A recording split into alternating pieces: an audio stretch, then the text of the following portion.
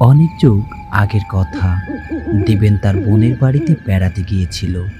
অনেক রাত হয়ে গিয়েছিল ফেরার সময়। তখনও আধুনিকতার ছোঁয়া লাগেনি গ্রামগঞ্জে। দিবেন একাই ফিরছিল রাতে। না ছিল কোনো জনমানব, আর না মিলল কোনো গরুর গাড়ি।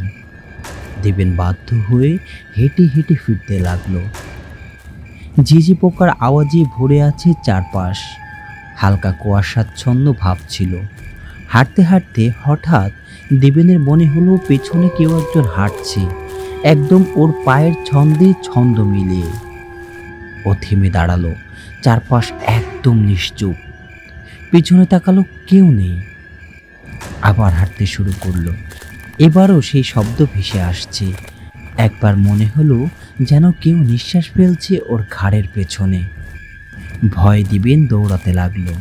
হঠাৎ একটা গাছের আড়ালে একটা ছায়ামূর্তি দেখে থমকে দাঁড়ালো সে। একটা মেয়ে দাঁড়িয়ে। দিবেন বলে উঠল, আপনি কে?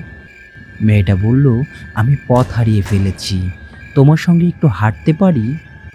দিবেন কিছু বলার আগেই মেয়েটা ধীরে ধীরে এগিয়ে এলো।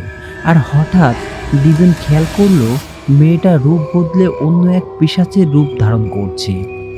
দিবেন আর কিছু না ভেবে দৌড় লাগালো। সেই রাতে সে জ্ঞান হারিয়ে পড়ে যায় গ্রামের কবরস্থানের ধারে। পরদিন সকালেই লোকজন তাকে খুঁজে পায়।